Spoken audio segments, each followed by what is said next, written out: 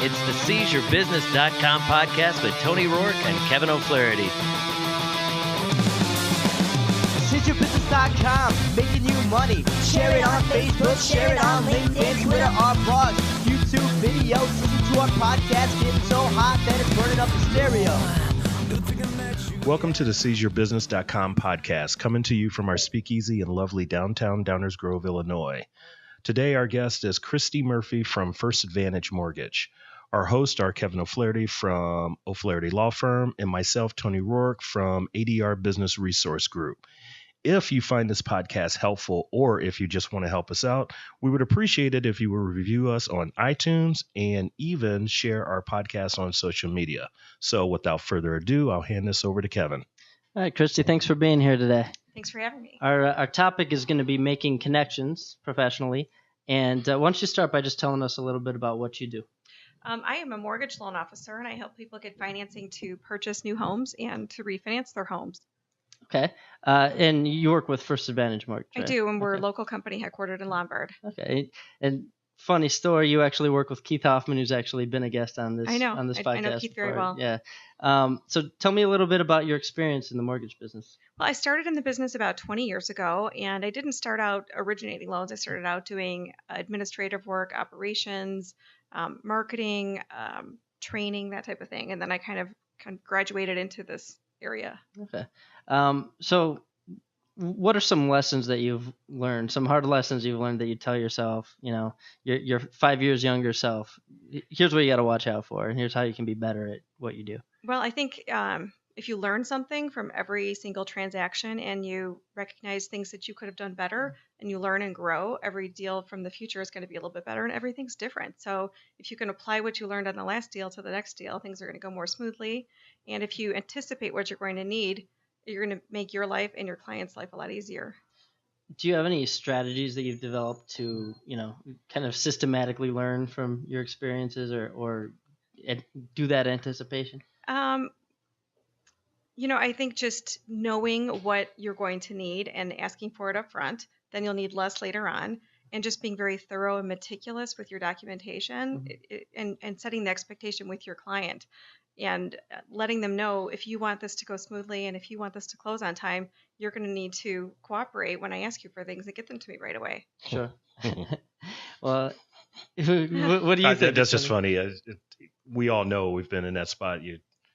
Somebody wants you to do something for them. Right. But it's like, pulling teeth. Provide me with the info, data, I need data. And they just sometimes. A lot of times you have to really simplify it and explain why they're going to need it. And then people are more willing to provide it to you. They might be a little reluctant to give you all of their personal information. But if you explain the need for it and why it's going to be required and that it's going to make their life easier to just give it to you now instead of resisting and fighting you, because they're not going to close until they get it. Yeah. So, and I would guess you have a great frame of reference. I said I was going to shut up, but I'm sorry. I just heard something that she said. No, please, go for it. You must have being a sales professional, you have a great perspective because sounds like you've worked in all aspects of the business. I have, and I spent about 8 years training people to become loan officers. Oh, so geez. From start to finish, I would have an 8-week class, 8 hours a day with people that had never done it before. And I had to really break it down in the simplest terms. And I have children too. So I think I sort of applied that mothering aspect of teaching my kids to read and teaching them to do things. I taught people for a lot of years, and I do that with my clients. And I take the time to teach and educate them and make them comfortable because it's intimidating. It's a very scary thing to apply for a $300,000 loan. Yeah. And never having done it before.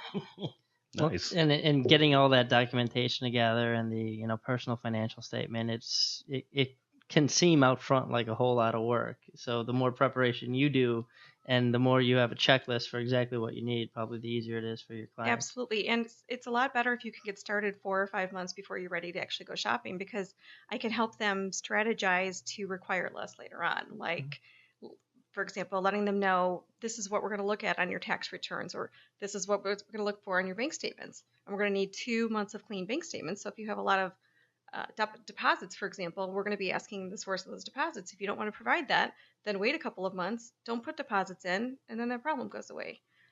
Got it. But on the preparation, the front end preparation, thing.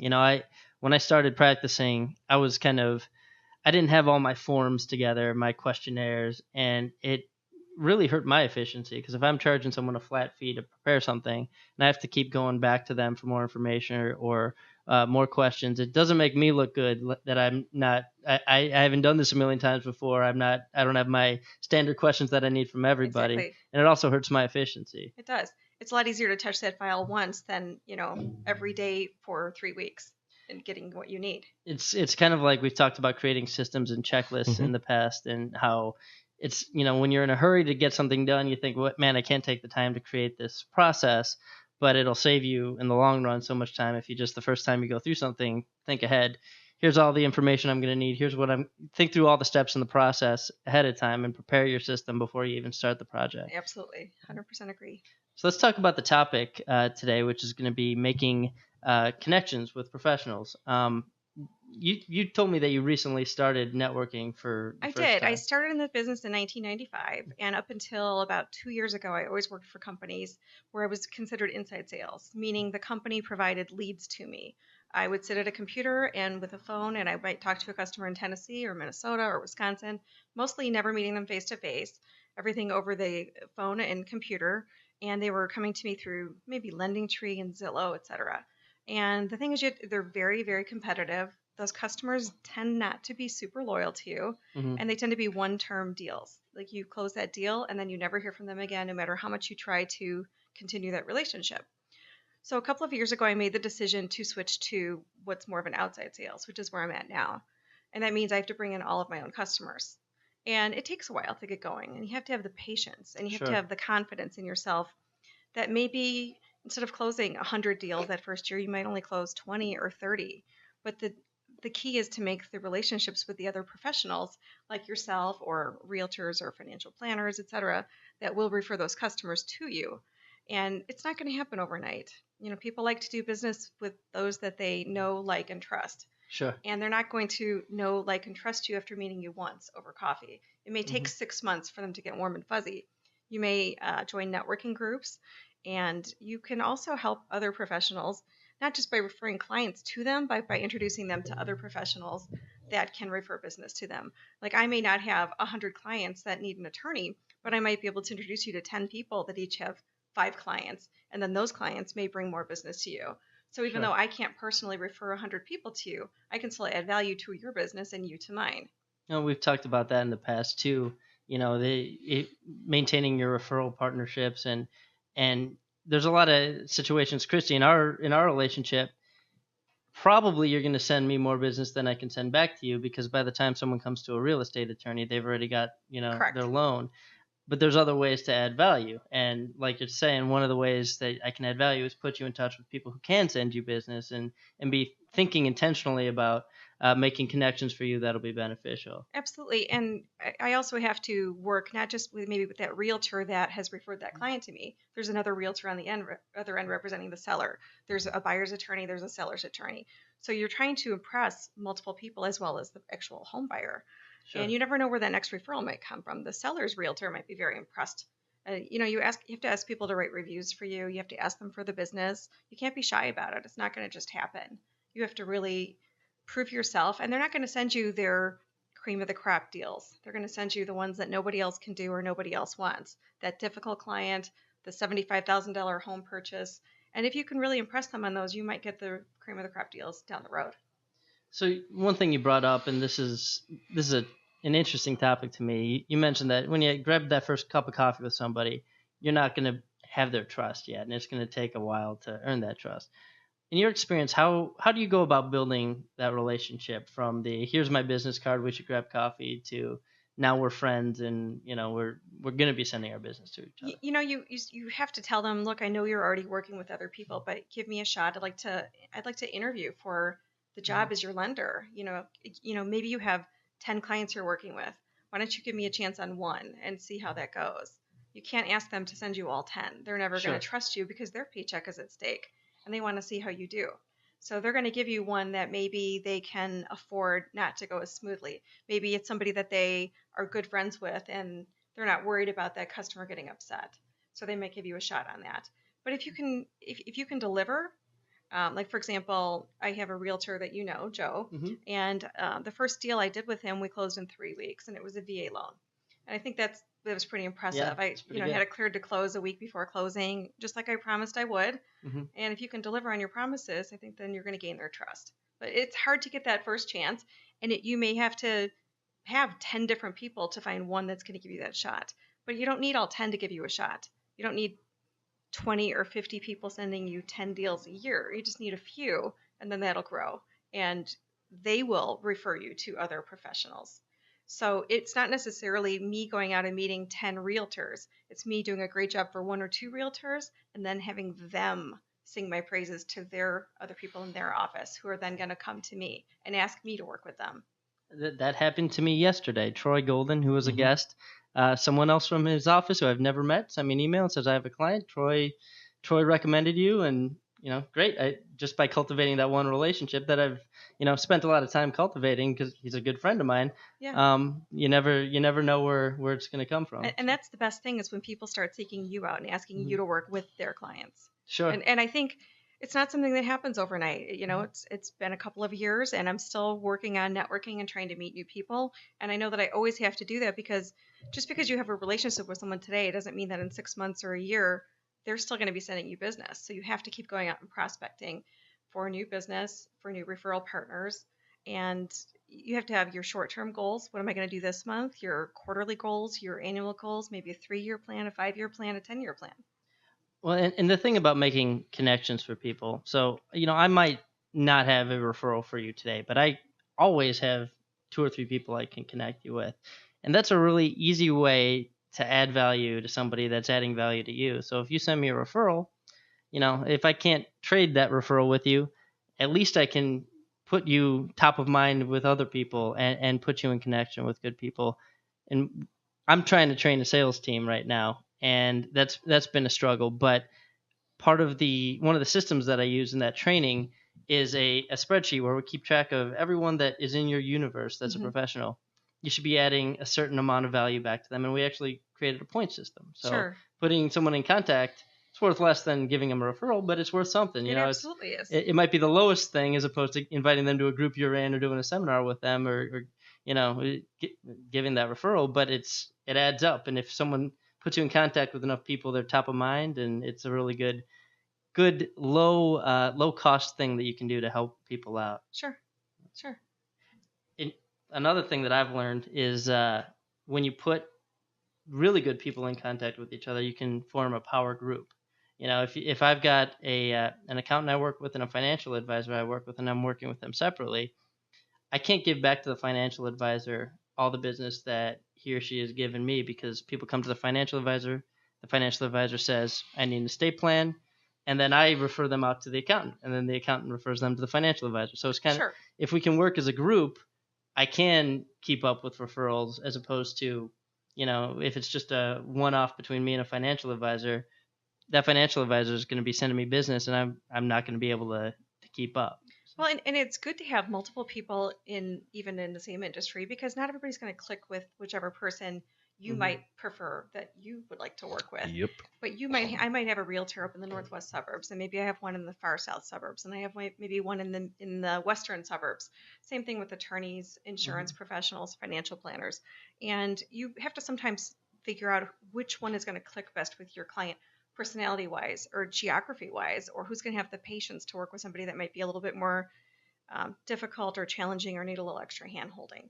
If I know somebody's going to need a lot of extra hand holding, I might refer them to one person over another. Or if I know somebody's going to be, very easy to work with and just want to do everything by email or text, then maybe I find someone that likes to work that way and connect them together. And just working off of what you've been talking about with having a group, and I wish we could show everybody that, but the whiteboard in there, I don't know what went on in there. Yeah. I wasn't around that day. But if you look at the whiteboard, and I think that was probably you. You were involved with that somehow. Me and Scott Mathis and one other guy that we're friends with. And you've got all kinds of names up there, all kinds of industries, and then they have industries even broken out. And that's the point, What we were doing, so in the speakeasy, we have a little conference room, and there's a giant wall with a whiteboard. and we were preparing something for the city of Downers Grove, or the village of Downers Grove, for downtown management to give out to people that are starting businesses. It's kind of a business resource guide. So here's how you start a business in Downers Grove. And we were just, what we were doing, and the reason we had all those different professions, we were thinking about the professions we want to include in that list of resources. So, and that was a way that I was going to try to add value to some of the people I'm friends with, to include them in this guide. I might not be able to give them a referral, but they can be in my, guide of how to start a business in Downers Grove. And, the people I was doing that with are people that I was put in connection with by other people, and we formed a little team to get that together. So nice. Not something I'd be able to do on my own. So. No, that's great. And the different events that you have, like here or at Valley Doyle, or the different things, I try to bring people to those too, because it may help my friend that I'm bringing, because maybe they're in a totally different industry and they may meet somebody or may help you. You just never know who's going to meet and discover that I need exactly what it is that you do. Sure. And the more people you can introduce to each other, you're adding value to both of them. And it makes you feel good. It makes you feel really good when you can refer business to somebody else. It's great to receive it, but it actually makes me feel really good to give it and offer it to somebody else. Well, it's pretty cool when, I'm talking to somebody that's been a contact of mine for, a little while, and we have a conversation over a drink, and he starts talking about another contact of mine that I put him in touch with, and they're doing a lot of business together. Right. And now, now we've got it's nice to have one good friend, but it's really fun to have a group of friends, Sure. And that's, amen to that. And Christi and I are in a group together, and we did a seminar a couple months ago, and the entire group came out and supported us, and it was a really good experience. It was nice to have all my friends there, and if one person had come out, that would have been nice. But having 4 or 5 people come out and support you as a unit is a really helpful thing, and especially that's what you got to build in your business, is a power group of partners that will support you and support your clients and be intentionally thinking about helping your business grow. Absolutely, and that's the whole knowing and liking and trusting. If you actually like them enough that you want to see them every week, and then also go out for drinks later that night, obviously you like each other and you get along well, and you at that point learn to trust each other, and you have confidence that they're going to treat your clients as well as you do. Well, have you ever formed any groups before, Christi? No, I have not. That's been a really good thing for me. I put together a group of people that just deal with elder care. I somehow stumbled across a bunch of different types of people, like someone who helps them transition from their home to a nursing home, someone who helps them find a nursing home, and I do estate planning. So we had about 5 people, and we're all looking to speak to the same types of people. And I just said, hey, let's all get in a room together and talk about ways that we can help our businesses grow. And now we're coming up with a special website for our group and put all sorts of speaking opportunities. And if you just get people together, I could have done that with one person, but it wouldn't have had the legs that it has when you've got 5 people pulling from the same really side of the road. Multiplies the more people you have involved, because it's the whole 6 degrees. Everybody knows somebody else who knows somebody else. Time. All right. Well, we got to get Christi out of here. Thank you, Tony. It went by really fast. I thought it was I thought we were 10 minutes into it. Christi's picking up her kids today, so we're and we started a little late from our last podcast. So, Christi, if someone wants to get in touch with you to either refi or get a loan for their new house, how can they do that? Best way is to call or text me, 630-430-5388. Okay, great. Thanks so much for being here today. Thanks for having me. It was a lot of fun.